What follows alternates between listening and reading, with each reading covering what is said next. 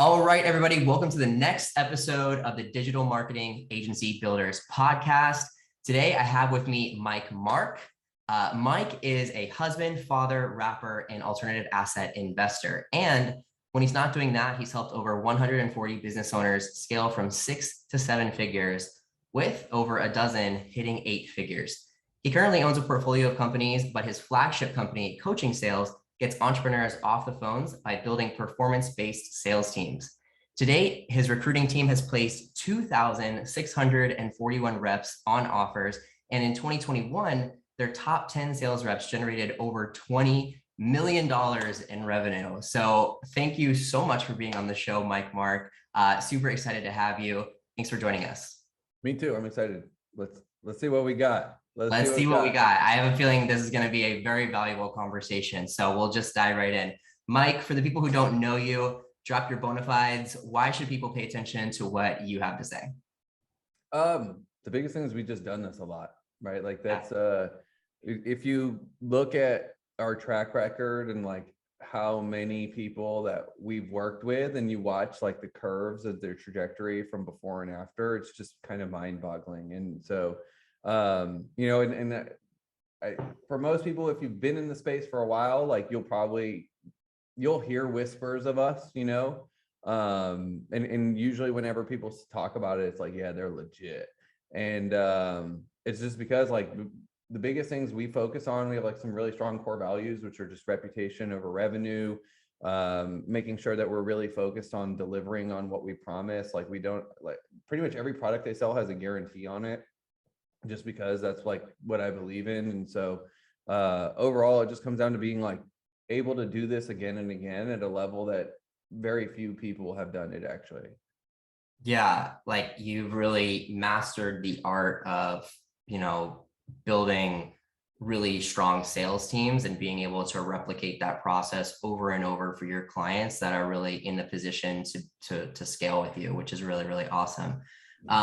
So for those of you guys listening as well, just so you know, full disclosure here, I've worked personally with Mike now for, I want to say about 2 years. And 2019. So we started working together in February or March of 2019. Yeah. So, I mean, it a long time, in online business years, that's a long time. So, right. and it's just been an absolute, it's been by far one of the best partnerships I've ever had in business, if not the best partnership, which is why I definitely wanted to have him on the show again. And I've not only seen, the power of what they do on the sales side of the agency business within my own agency, but also in a lot of the agencies that, I work with in the Done For You agency program. They just constantly produce incredible results on that side. So I wanted to have him on here to really go through agency sales and everything on that side of the business, because a lot of people, they struggle on that side of the business. They don't know how to scale. They don't know how to hire the right closers. They don't know how to train them. They don't know how to manage them. They don't know how to just manage that entire side of the business. So Mike is the guy to talk to for this. So what are some of the key moments that helped you personally, Mike? We'll talk about your story a little bit first before we get into the industry, but what are some of the key moments that helped you cross the 100K mark? I mean, the big thing was getting an offer. Like having the right offer really makes such a difference. It's hard to understand. And I think that a lot of people, they want to skip that part. They think that like they can just copy someone else's offer, or they think that like saying a benefit is an offer, but it's not an offer, right? Oh, right, like a service. Like I do Facebook ads. Well, Facebook ads is an offer. I do SEO for contractors. It's like, that's not a fucking offer. That's a niche, right? Which kudos to you. Like, it's great that you have a niche. It's better than not having a niche. Yeah. But it's still not an offer. And so when you get the right offer, so I really remember, like, at this time, basically I was living in Bali with Adriana, my wife, and I would take sales calls in the morning and late at night. So, because like obviously most of our clients are in the US and everything. And so I'd be up at like 6 and I'd run from like 6 to 9 in the morning. And then I'd have the day to kind of do whatever I wanted. And then at night, I'd start taking sales calls around 7 or 8. and I'd go until like 10 or 11. So I would get 6 hours of calls in a day. And I was basically plowing every dollar I had into masterminds and ads. And that was it. It was like courses, masterminds, and ads. And I just kept buying them. And Adriana was like, you're an idiot. Why do you keep sinking all your money into this stuff? Like, this doesn't make any sense. It's not paying off. And I kept having to be like, baby, trust me, just trust me. And there were several points where she didn't know if she trusted me anymore, you know, and even sometimes you get to the point where you're like, I don't know if I trust myself anymore. But then I vividly remember, so like I had this offer at the time, and just for some of you guys to understand, like inside of this space, I have to give context. So this is around like 2000 and I think 18-ish, like early 2018, which was a completely different landscape compared to today. So around 2018, you could run webinar funnels and they would crush. This doesn't exist anymore. Like where is a webinar funnel today? You know, that was one of my biggest dreams. I was like, I just had like these big fantasies of just running traffic to a webinar funnel and just making money and just getting emails of cha-ching, cha-ching, cha-ching. And I was like, oh, I want that so bad. But by the time I was in the industry, they were totally dead. Like they're totally dead. They didn't work anymore at all. And so around that time too, like things started to move to VSLs. And right around then too, there were far fewer people offering high ticket products, right? Because if you think about it, like there's multiple thousands and thousands of people buying these trainings each and every year, and they're putting together their offers and coming into the marketplace. So there's at least like anywhere between probably 10 and 50,000 additional advertisers in the market today than there were 3 years ago running the systems, which is a pretty big difference, right? And so around that same time, very few people had sales teams. Like it was an anomaly. The ones who did were kind of the big dogs, and there were only a handful of big dogs. And like, actually I had worked with helping some of them get their sales teams up already at that point. And, but like there weren't nearly as many people in market with sales reps and stuff like that. And then, so there were actually no offers that were placing sales reps. It didn't exist. So at the time I launched was right at the same time that Dan Locke launched.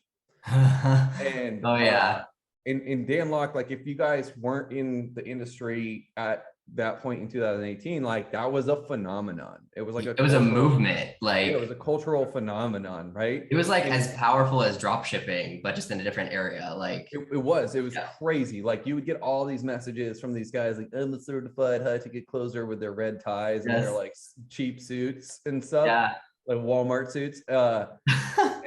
And so at that time though, I had this offer, which was like, I kind of did it on like the 4-pillar structure offer, right? So it's like, well, we have the 3 pillars, we attract, train, and manage. We do this all for you for 90 days. And it was $5,000, right? I couldn't give this thing away. Like nobody, when I talked to them, what happened was they didn't want the training or management. So they all thought, everybody in their mind, like the way that the market would feel was, I just need a salesperson, right? And who's just going to manage and train themselves. I just need the salesperson. I have everything else, right? And so for me, I had already built sales teams several times, so I knew like you don't just need a salesperson.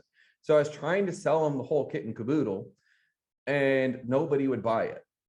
And so gradually, I was just like, I had asked this question, which was, what's the fastest, easiest, and most measurable result I could get someone? And I was like, well, I could get someone salespeople, and I know I can get them proven 7-figure salespeople. And I was like, I don't know if I could do it in 7 days, but I think I can do it in 7 days. So I actually started the offer, which was, we'll give you 4 proven 7-figure salespeople in 7 days of your money back. Price is $3,000 and comes with a total satisfaction guarantee. Obviously, our price has risen since then, but that was what it was at that point in time. When that hit, I remember my bank account was like almost it was at nothing almost. Like it was like going down. I had like maybe one more month of runway. It was like a Hail Mary. Yeah. And right around that time too, I got a call from another guy who offered me a VP of sales job for like 350 G's a year. And Adriana was like, take the job, you idiot. Take the job, you idiot. Take the job, you idiot. And I was like, no, I think this is actually going to work. And it was like, if you ever seen a movie with a plane going on the runway and at the very last second, they're like, I don't know if we're going to make it. It's like, it pulls off. That's exactly what it felt like. And then from that moment, once we got that offer, the whole thing changed. Like the team started coming on board rapidly, new clients started coming on board rapidly, and then we just started scaling, and it was crazy.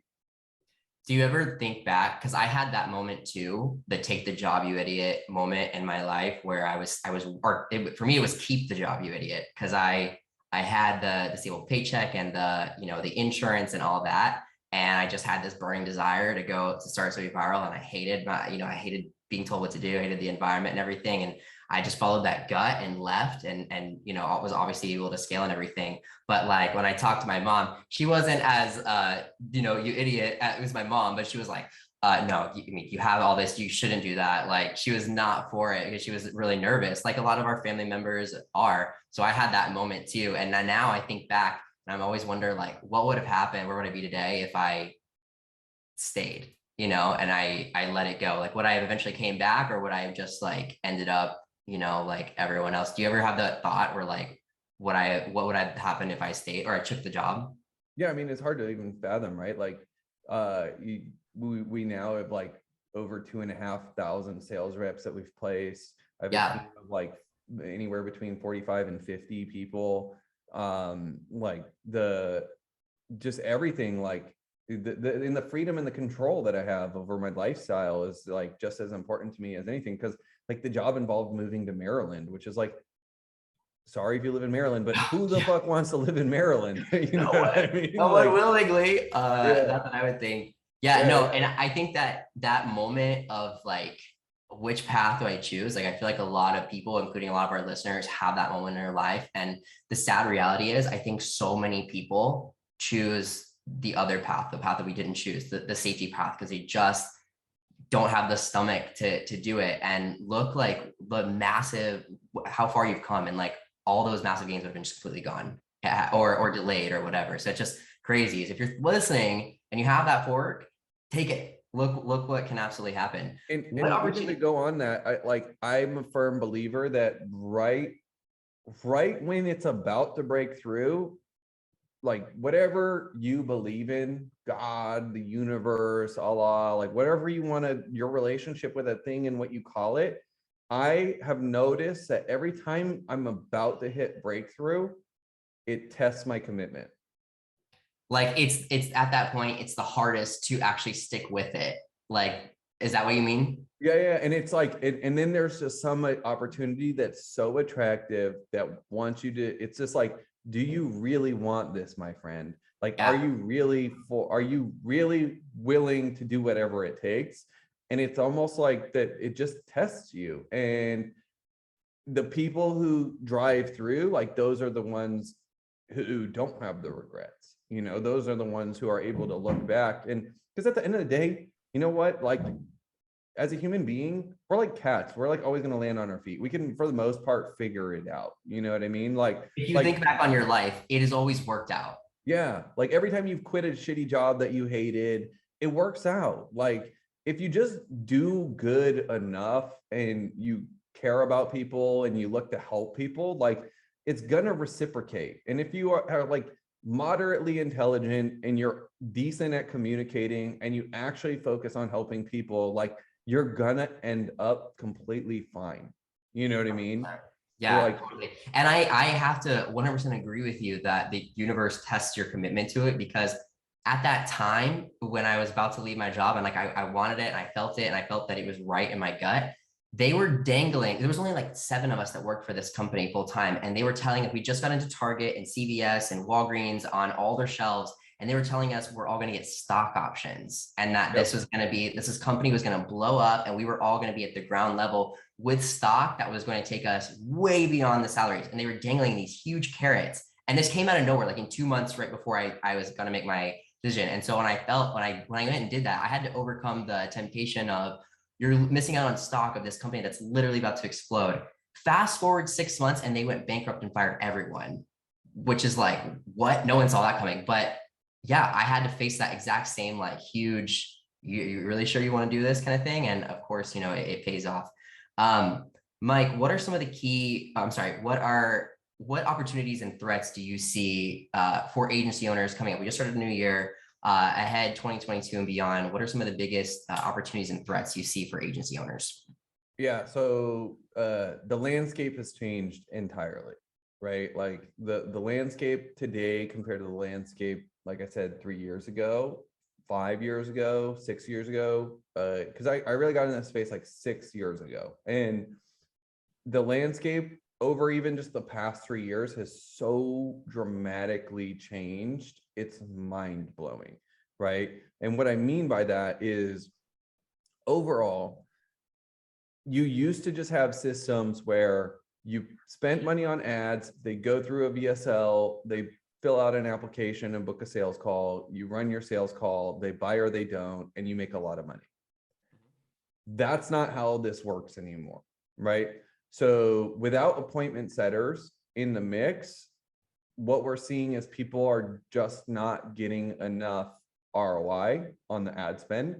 Now, don't get me wrong, it can work at low ad spends and when you're talking about like up to $30,000 a month, but when we're scaling past $30,000, $50,000 per month, then you just feasibly aren't going to be able to scale ads without setters.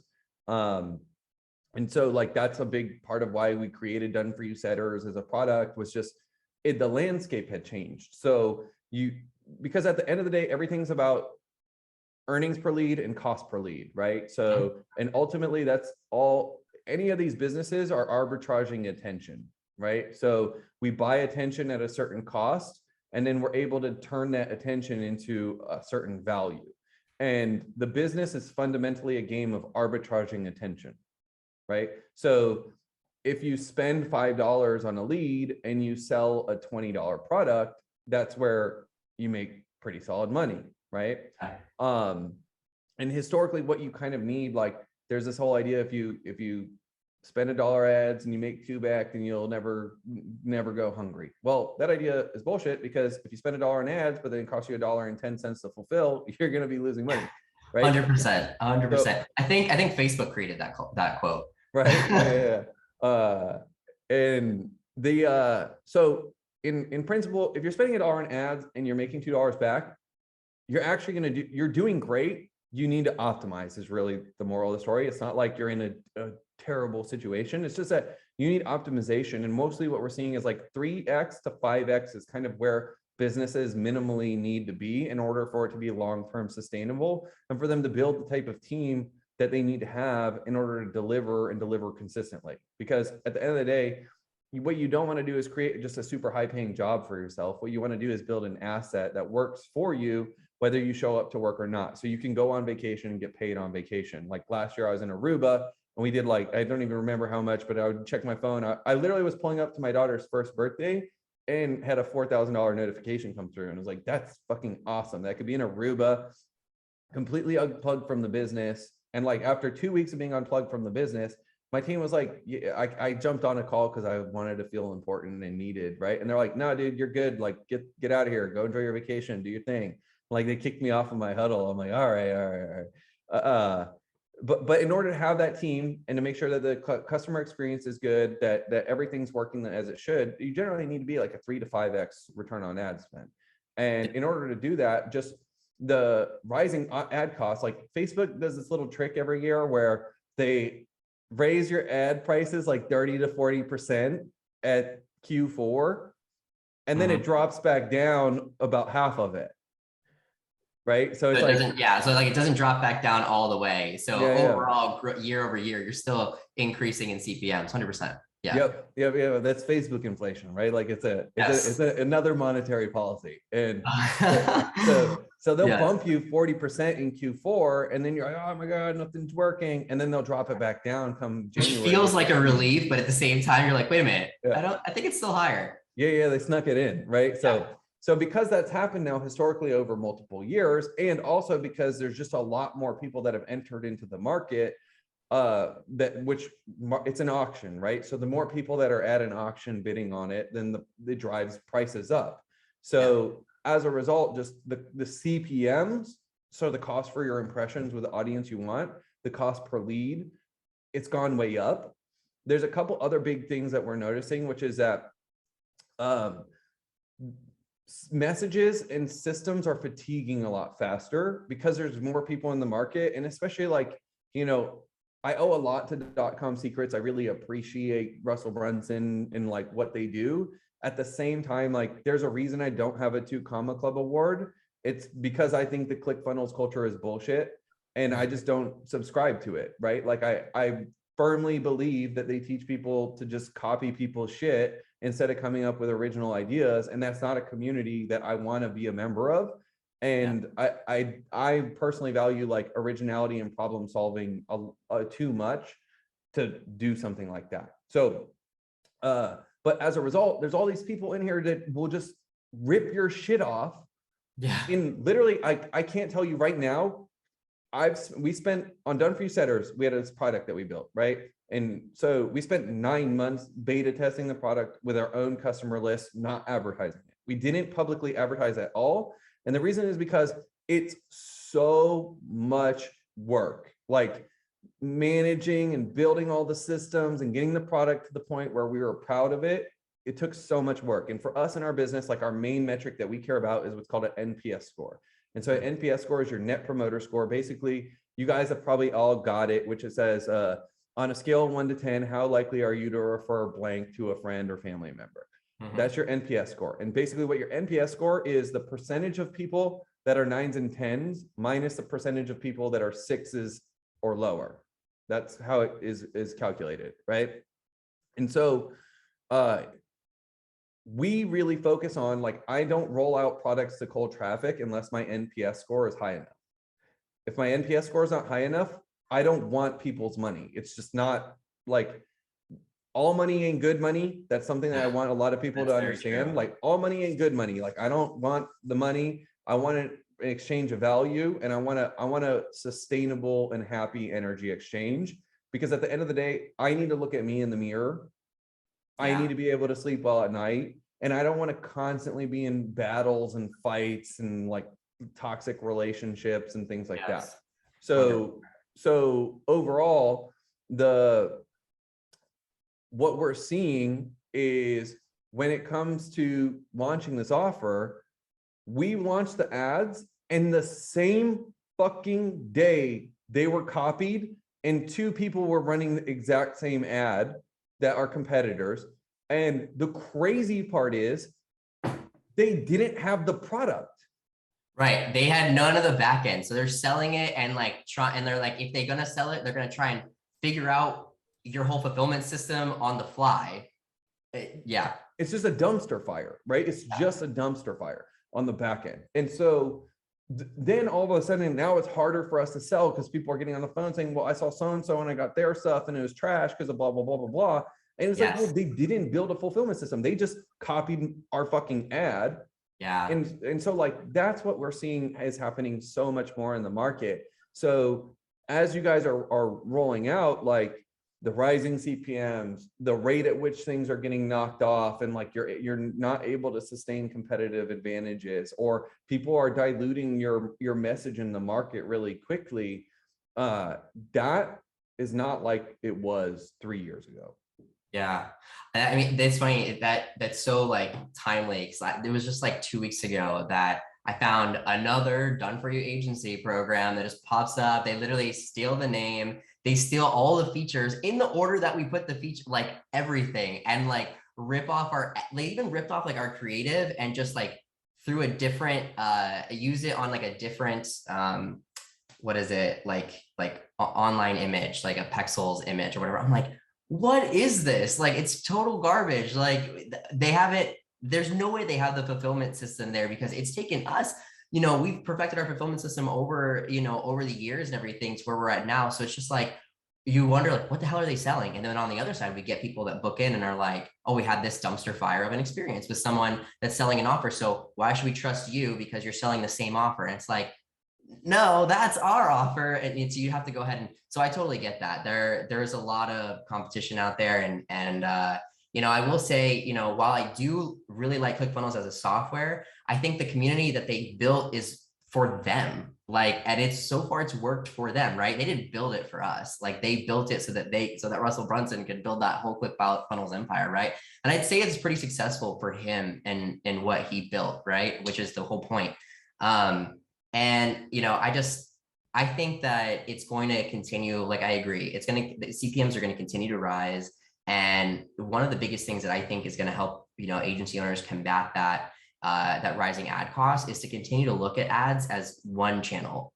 Like there are a lot of ways to get leads for your agency, and ads is just one of them. And it's one of the things we really heavily promote in the DFY program. Is like, look, ads are really great, but you know, we really don't want you doing anything less than 3 lead gen channels. Ads can be one of them, but we need 2 other sources of leads coming in here because God forbid you get banned or the ad count goes down, or, you know, they become on, you know, too high cost. Like if you haven't established any other channels, then you're, you know, out of luck. So, you know, there's a lot of things that I think you can do to overcome that. And I think also just really, you know, having a good sales process, which you guys train your sales teams really well, and being able to connect with those people to overcome those bad experiences. If you're not prepared to help them overcome being burnt with a person just like you, when you get on a call with them, then you're probably going to lose them.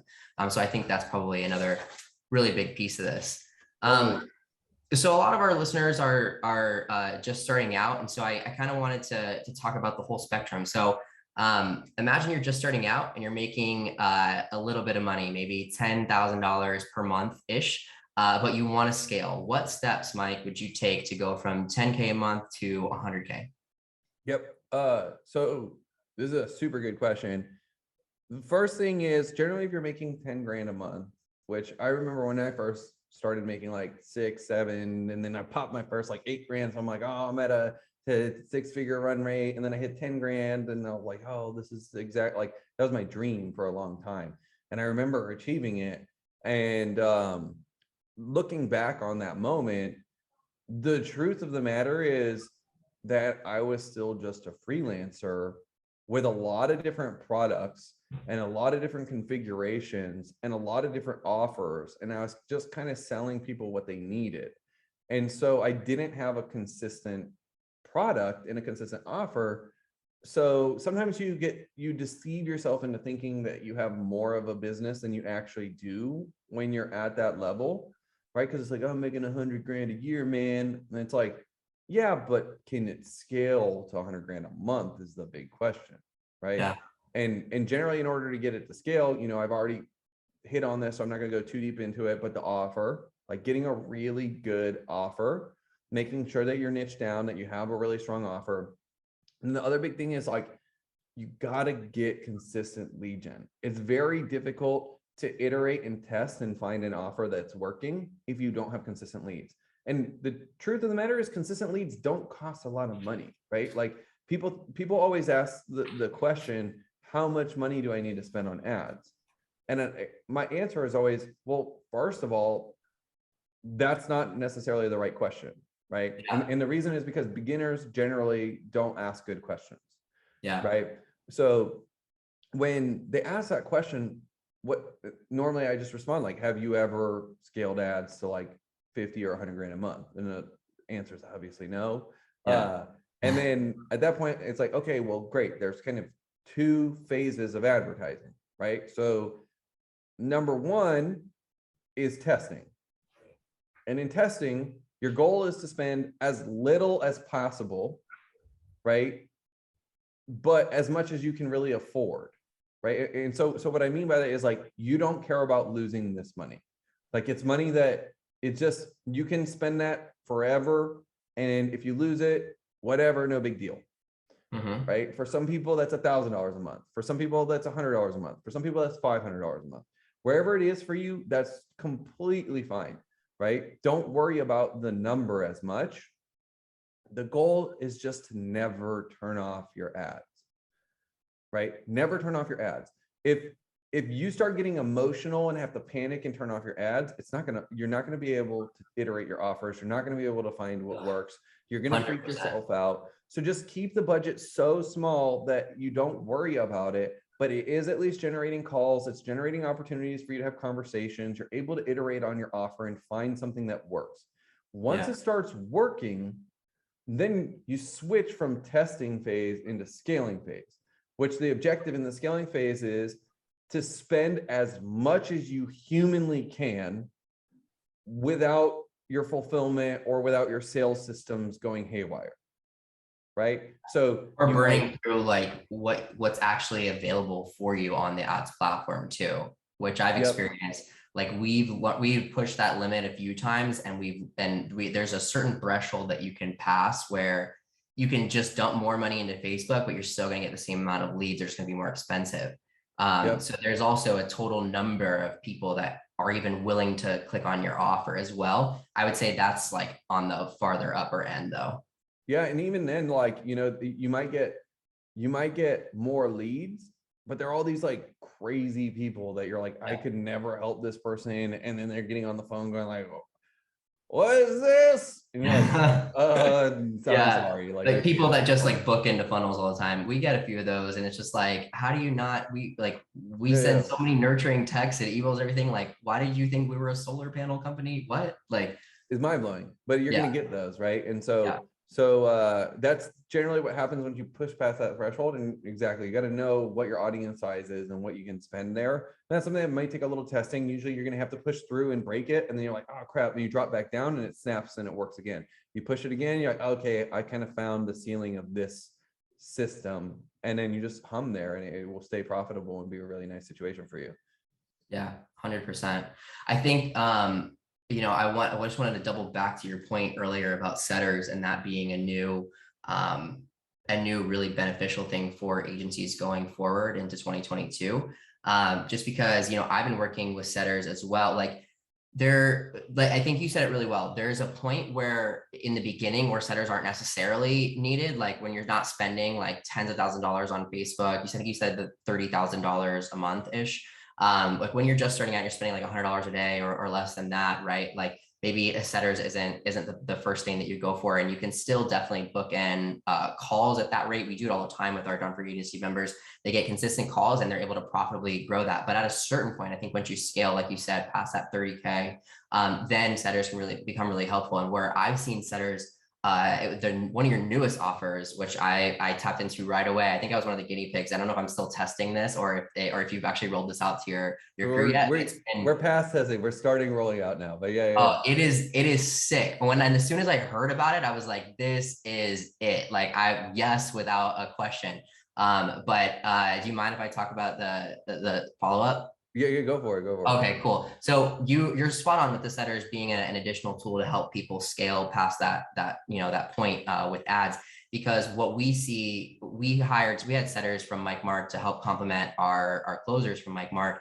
And they bring in, booked calls from our emails, from our email lists, from our Facebook groups and stuff. But they were looking in like the cold areas or the lukewarm areas, right? And what we just added is setter follow-up, which are additional setters to the team that are going after, the massive, stockpile of people that have gone through your system and didn't buy for one reason or another, right? And we've been doing it for like less than a month, and we've already closed several deals on it because these people were ready to buy, but for whatever reason, life happened, right? Like something happens and then they're not ready to buy. But if you get them back on the phone and say, hey, calling to check in on this to see if this is something that would be better suited for you now, since it's been 6 months since we talked to you, and there's just like a ton of low-hanging fruit there to be had. So it's just another lever that Mike and his team over at Coaching Sales are utilizing to help their clients and in the sales space that I think is going to really push a lot of your clients forward. It's already pushing me forward, but it's going to push a lot of your clients forward and just like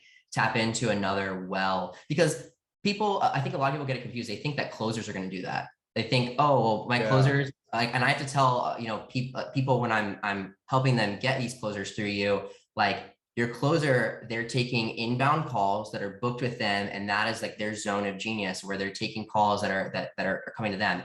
don't hire a closer and say, okay, here's my email list. Here's, my Pipedrive account, go through all those old ones and create calls for yourself. That's not their zone of genius. And it's They'll not going find to be another job in like 30 days. really quickly. Yeah. And like, I think a lot of people in the newer agency owners, they don't know that until they've accidentally done that and found that out the wrong way. But it's just like, you have to put the right people's zone of genius on the right tasks. And like when you bring in setters for that type of thing, it can really be, additional gasoline on the whole fire. So it's really, really cool.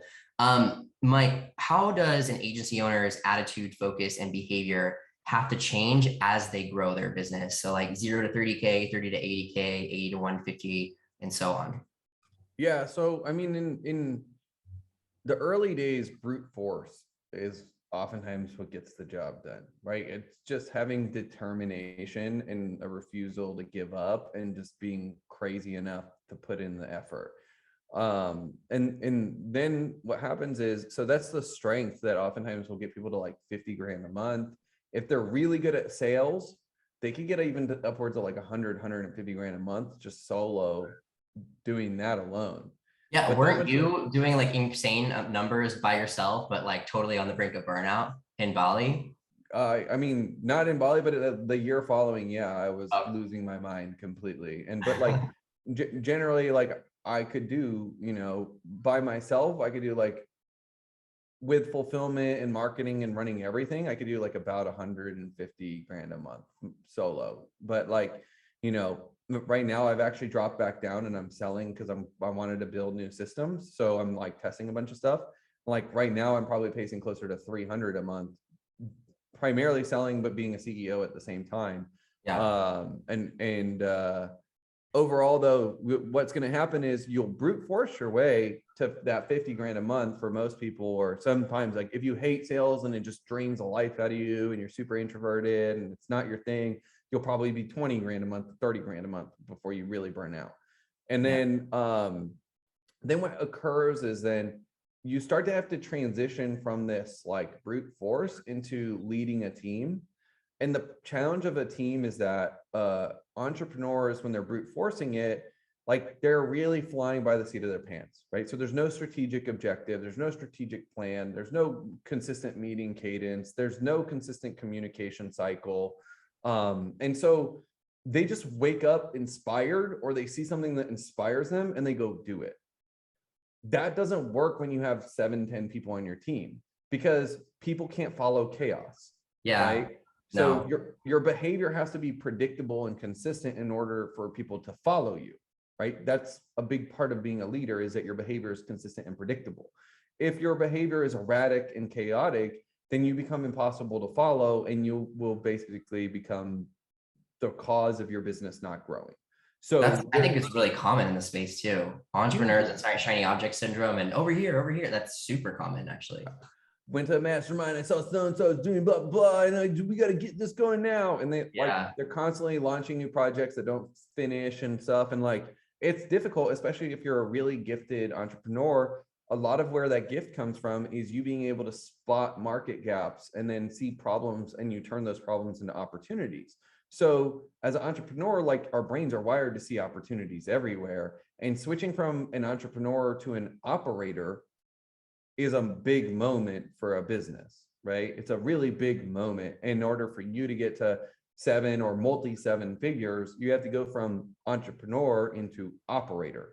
And being an operator is a lot more about systems and team and getting work done with leverage, and being able to have a strategy that you can predictably scale, and being able to like your behavior can be predictable. Your decision-making process, you have it documented and predictable so that you can give it to other people and they're able to make similar decisions in the similar situations. And so that's a huge moment for most people. I do also think like the moment of letting go of sales, there's kind of a moment inside of that, even it's letting go of sales and letting go of fulfillment. So what occurs is, once you get your offer to work and you're starting to get momentum in the marketplace, it's addicting. I promise you. Yeah, 100%. Right? You'll get addicted to the feeling. You'll get addicted to being on sales calls and closing deals. And like, you'll get addicted to your clients telling you what a genius you are, and your clients telling you how much they love you, and that like that stuff, it So feeds your relatable. ego. And Yeah.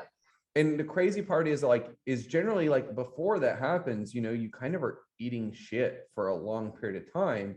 So you almost need it. Like, it's a revitalizing feeling. It's like being in a nice, fresh spring water that's like shocks your nervous system and gets you back to where you're super energized. But then again, like, if you get too addicted to that feeling, you'll never delegate your sales.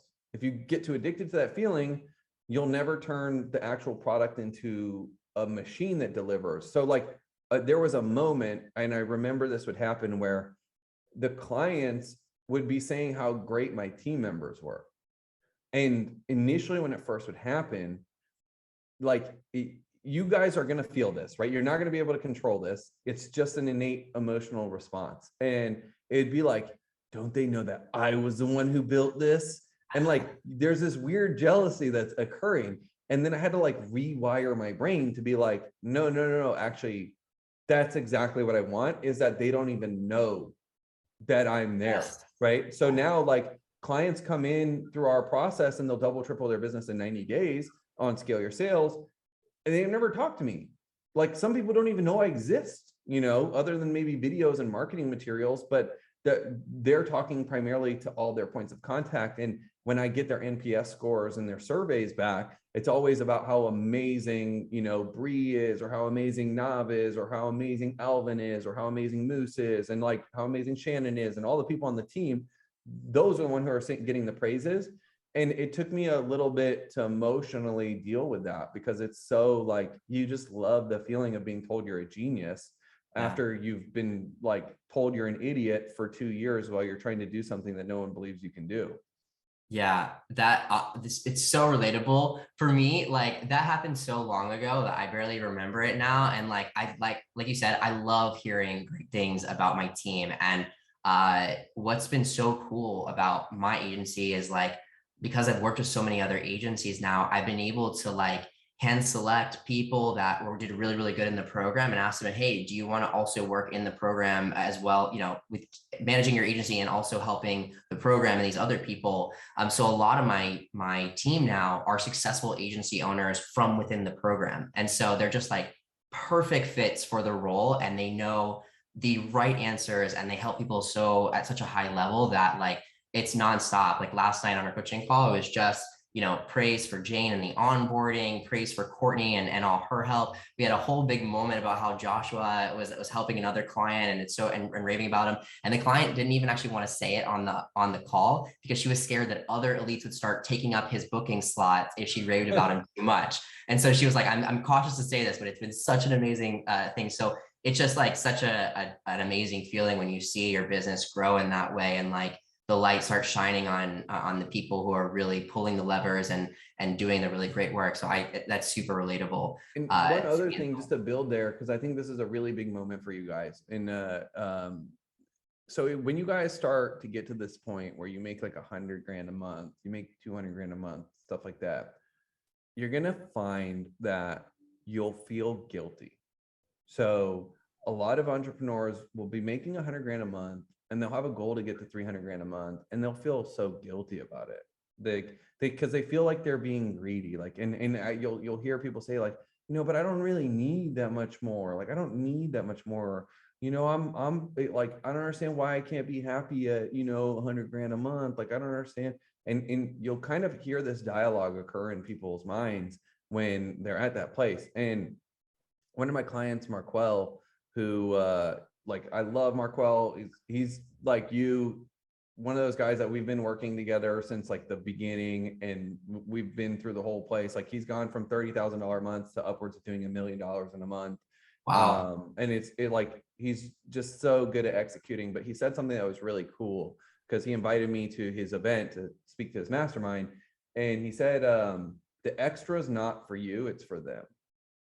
And I was like, damn, that is so powerful, right? Because getting to 300 grand a month, it's not about you anymore, right? It's not about your lifestyle and what the Lambo it's not going to do anything for you, right? Yeah.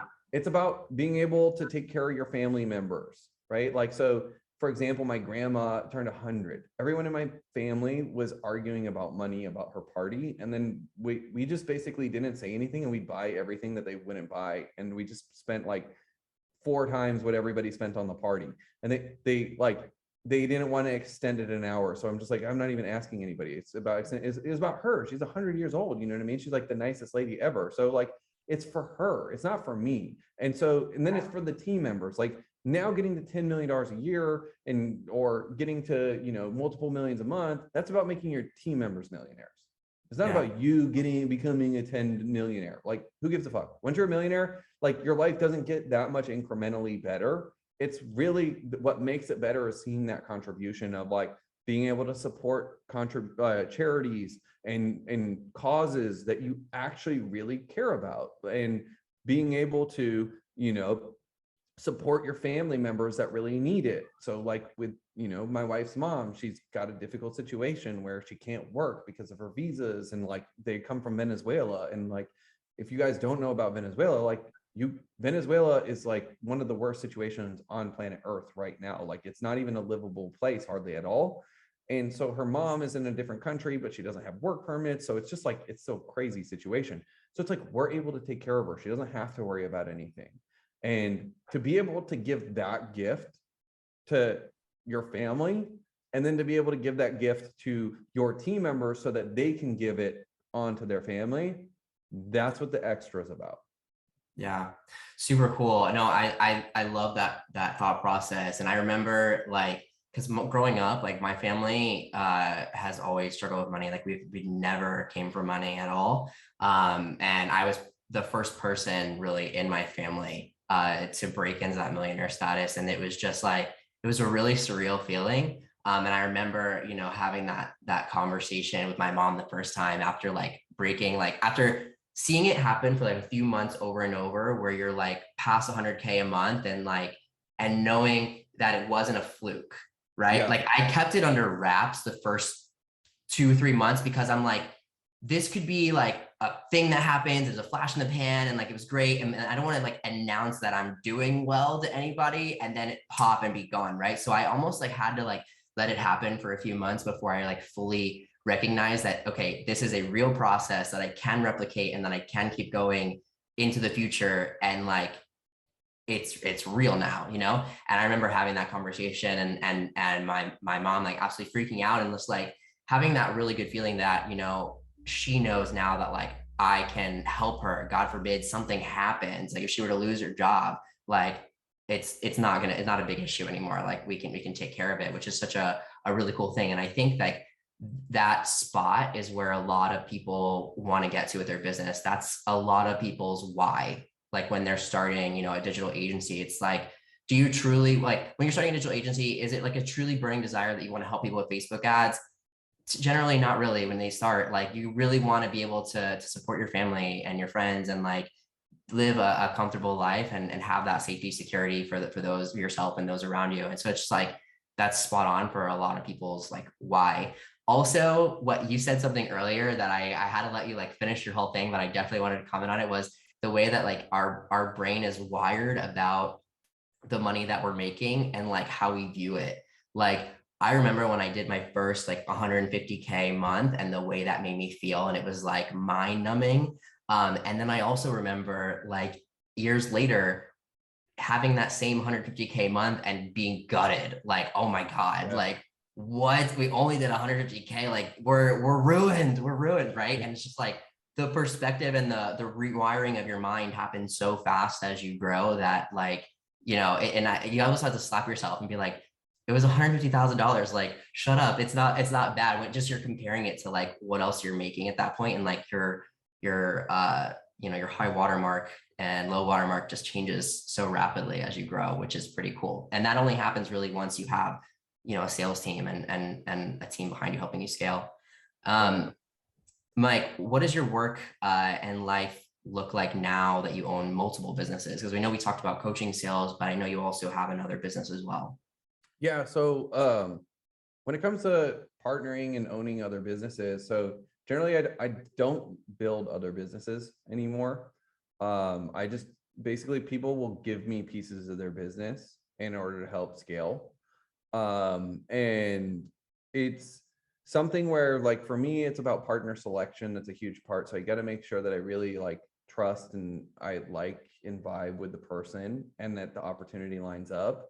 And then what I found is that, so I spend a lot more time coaching and mentoring than I do actually solving problems, which is kind of weird. Because like I like to get in and solve a problem really fast and like it's fun. So I have to take some time to be like, I have to, rather than diagnose and tell them what the problem is, I have to be able to ask questions and be a little bit more patient and give them the opportunity to grow and move through stuff. So that's probably the biggest thing overall. And then what's wild is like a lot of people think it's like so much more time to run multiple businesses that it's crazy, but like it actually hasn't been that much more time because of how everything is structured. And it just comes down to like, I'm super blessed, like on setters and specialists, having Louis Ray as a partner on that, which, like, for those of you guys who don't know, Louis Ray is the one, he's co-owner of Setters and Specialists, which is our appointment setting agency. And I mean, he started with us as an appointment setter. We placed him on his first appointment setting job, which is pretty epic. And Nice. he came to us and then was like, hey, Louis Ray was one of those guys that had a different thought process than most people. And he was like, I want to be really good at setting, as opposed to like saying like, I just want to be a closer. And so as he started to go into that, what I've noticed is that the best people to partner with are the ones who are actually truly in love with the problem that they're solving, right? Like there's a true obsession with the problem that they're solving. And so as a result, they're not in it for the money. Like if you do it for money, money will evade you. Yeah. If you pursue mastery and a really good solution to a problem and trying to like really be the best, the money chases you. Mm-hmm. And Because your so clients start raving about you and the results that you're getting and their experience, and then it just grows without you even having to try. correct. And because you're in love with the process, not the outcome. So when you're in love with the process, the work is so much easier, even when the rewards aren't there. If you're in love with the outcome only, when the rewards aren't there, you just stop working. Yeah. And so having that focus and that obsession on like, how do I solve this problem better than anyone in the world? And I think it's very important to distinguish between, the question is not how do I create the best solution? It's how do I solve the problem better than anyone in the world? And the reason is because you don't want to fall in love with your solution, right? You don't want to fall in love with your product. What you need to fall in love with is the customer and the problem that they're having, and then figure out how to solve that problem better and better and better. Because by removing the problems, that's where you really find like that it works the best, as opposed to falling in love with your solution. And that's where competitors out innovate you, or someone else will come out because they've just been closer to the problem instead of falling in love with the solution and taking their foot off the gas. Yeah. And that's really important too, because the way you solve that problem is going to have to change over time anyway. Yes. So if you fall in love with the exact way that you solve that problem, then you're going to let the market move past you, right? Yep. Like your system is only good today, but you take that same system, you drop it 5 years from now, and if you're working in digital marketing, it's not going to be functional at all. Like you're going to have completely adapted. So really falling in love with the, actually the helping the client and helping them achieve their outcome is what you really should be focused on, not just the specific mechanics of how you do that. Yeah, like Kodak and Blockbuster are great examples of companies that fell in love with their solutions as opposed to the problem. Yes, Yeah, totally. Meanwhile, Netflix, like, the thing they wanted to do was deliver movies in your house. They did it with a DVD, and now they do it, through the biggest streaming network around. But the delivery is the same, right? Or the solution is the same. Movie in your house, right? But the way that they delivered that has had to completely adapt and change over time. Yeah, and as the studios pull all the content because they're starting their own streaming platforms, they get into production side of it too. And it's like that level of really being in love with the audience and the problem and trying to give them what they're there for. That's a big shift. Huge. So, what are the top three pieces of advice that you can give us for building a team and delegating? Because I think we put so much emphasis on that as the key factor in being able to scale your business and your agency. So, what are the biggest three pieces of advice in learning how to do that? Ooh, number one, avoid cliches. So you're going to hear a lot of cliches that people will want to tell you about what it is to build a team and blah, blah, blah. Avoid cliches, right? So you'll hear, hire slow and fire fast, right? Yeah. Well, that's not what I do. I hire fast and fire fast, right? Like I want to make sure that my recruiting machine's super fast and high velocity so that I can find really good talent. And it's not like I'm not going to do a 6-month hiring process or 3-month hiring process, because also a big thing in like what I found is that people think that they can predict someone's performance. And you want to know the truth, you guys? We've placed well over 2,500 sales reps, and both myself and the heads of recruiting, we cannot tell you who's going to be the winner on an order. Oh my God, that's one of the biggest lessons I ever learned with partnering with you guys, was trying to pick my closers from the people that you would give me. And honestly, you'd have no idea, like at all, who's going to be the best. You can't look at a closer and or even interview a closer and just really know until they get on the phones. Yeah. And like people that you're like, this person's weird, I don't know if I like them, they'll get on the phones and they'll light it up. People that Right. you'll be like, this one's the rock star, they'll quit their first week when they get a few no's, right? You just can't predict it. So avoiding cliches is a really big one. You're going to hear all kinds of cliches when it comes to hiring. Hire people that are smarter than you and let them figure it out. Well, sometimes you just got to give someone really clear instructions and you should solve the problem first, right? Like sometimes you can't afford to hire the person who's smart enough to actually solve the problem. So you need to become the person who's smart enough to solve the problem and then build the system and then hire someone that you train up, right? So there's just a lot of generalizations and there's a lot of cliches that will cloud your thinking. And it's very important to be aware of those thoughts, not allow them to control you, right? And so that's one big thing. Another big thing is that for us, like split testing, we split test pretty much on every hire. So then the third one is source a lot more than you think you need. So just in general, like our core promise is, we introduce 4 proven 7-figure salespeople in 7 days. For the closer side of our offers, we introduce 4, but just to give you guys an idea, we generally are sourcing between 150 to 200 people to do it, screening 70 on phone screens and narrowing it down to the final 4, which we pretty much run like 24 to 30 some odd interviews in order to find our final 4, right? So like yesterday I had a call with a partner that I'm working with on their stuff, and they basically help, they have a running academy. So they help marathon runners run faster, especially like super like triathletes and like ultra marathoners and stuff like that. And he was like, I literally have no idea how you found these people. Like, this doesn't even make sense. They're like track stars in high school. One guy studied physiology and anatomy. And like, he's like, I don't know how you do this. And the real honest answer is, we just do the work that nobody wants to do, right? It's just sourcing 200 people, as opposed to the average person when they go to hire will put a post up on Facebook or maybe mail their email list or ask their friends and family, get 5 to 10 candidates and pick the best one, and then think it's going to work out. And here's what's probably going to happen. Maybe it is going to work out. You probably have a very small probability of it working out. It's like, I would give it anywhere between a 5 and 15% chance of that actually working out if you go that route.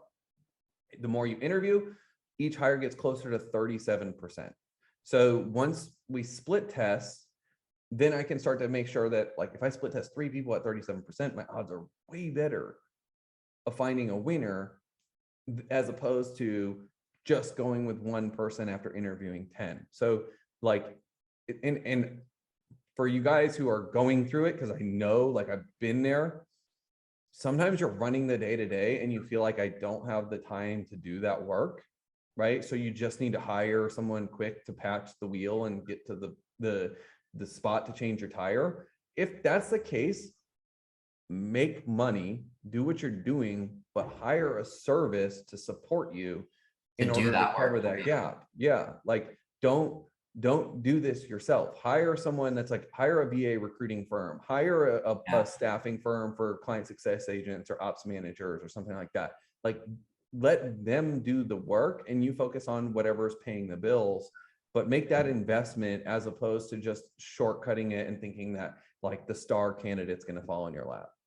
Yeah, I experienced that firsthand. I mean, before I worked with you guys, like I was trying to find and hire and manage my own sales closers, and it was a nightmare. It was a total nightmare. I wasn't interviewing near enough people as compared to you guys were doing. The training, all the support and everything you guys, provide them wasn't there, right? And so it was just like a recipe for disaster. So, having, Jane's and another Jane, example. You know what I yeah, mean? Like, huge. yes, she's amazing. She's in the fact that she's been with you for this long, it's mind blowing. And she's such an integral part of what you're doing. But it came down to Massive. like, we just had to source a lot of people to find the right person. Yeah. Yeah. And I mean, she's taken the company and helped us grow tremendously since finding her. And like, I probably would have never been able to find someone like her on my own. So it was just like the investment in partnering with you guys at that time has paid off in multiples from just having the right team in place. So I totally agree that that's a huge piece of advice when you're looking to build out your team, is partner with somebody who can actually get through that work for you and find those people. Mike, what are the 4 phases of scale? Oh, so this is a really fun concept, and this is something I talk a lot about with the business owners that we're working with. So 4 phases of scale breaks down like this. So in the beginning, you have army of one. And when you're an army of one, that doesn't mean just one person. It's more like the founding team is doing everything. So maybe you have a partner, maybe you are solo. Like when I started, I was pretty much just all me I was doing my copywriting, my media buying, my funnel building, my sales Same. calls, the fulfillment. I did all of that, right? Yep. So you have army of one. And then from there, you transition into what's called one big team. So one big team is where you have basically all your frontline team members are staffed out and you're the general manager of the business.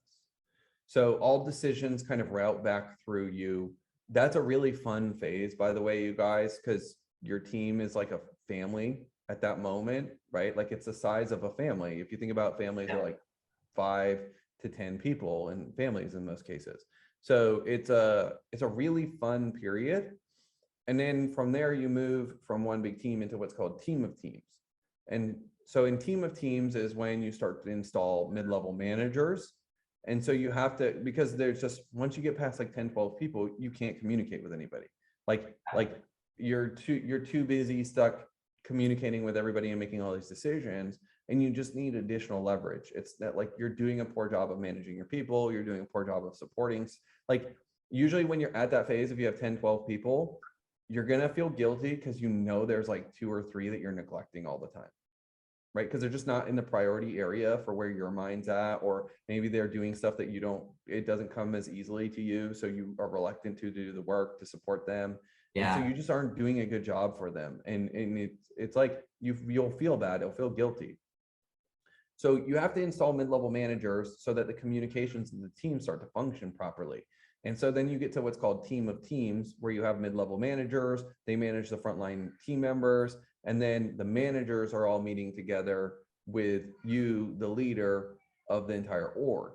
And then from there, you move into what's called business of businesses. So generally what's going to start to occur is like, once you start crossing into, this team of teams, a lot of times team of teams will top out anywhere between like $6 million to $10 million, $12 million a year kind of window, depending on pricing of the products and things like that. And then you start to fragment into business of businesses. And so in business of businesses, that's where a lot of like, look at Google, right? So you have Alphabet, which is the parent company, and then they actually have a bunch of different subsidiary companies like YouTube, and Google, and then they have Google Office, which is the whole Google Drive products. And so it's actually a business comprised of a bunch of businesses. They have Nest as another product line.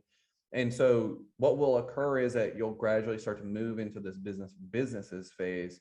And that's kind of what, you know, as you get there, it's about looking at the right partners, because if you get the right partners on board, then it's a lot easier to manage it, because you can just trust that they're going to make the good decisions on the day-to-day stuff. And then you're looking a lot more strategically and long-term with them. So it's a good mental model. Like, a lot of people don't even understand that. And so they don't know. And like, usually one of the big problem areas when we're working with people is, you know, there's a big fear moving from one big team, or from army of one into one big team, because just like the losing of control and stuff. Yeah. But then moving from one big team into team of teams, that's where we see the most businesses actually fail. So the reason is because it's so radically different. And one of the weirdest parts of it is your mid-level managers, they have a much longer time cycle to when they make a decision or take an action, and then the output occurs.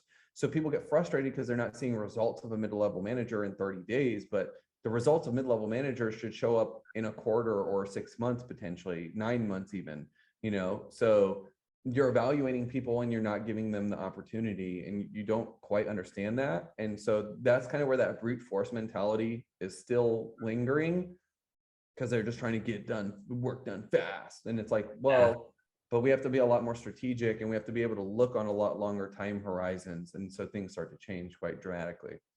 Yeah, I think that's definitely the trickiest part, I would say, is going from that level 2 to that level 3, where you have to you know, put in the right people to help manage those smaller teams, right? And then also, you know, give them the autonomy and the authority to make those decisions and really grow. And I think, you know, if you get lucky with good people from the beginning, back when you're still that family in level 2, then handing off that trust and authority and autonomy should be easier at that point. But where I think it could be probably a little bit harder is if you hire that mid-level manager brand new and then kind of send them off to the races, instead of actually growing with them as a part of that original family.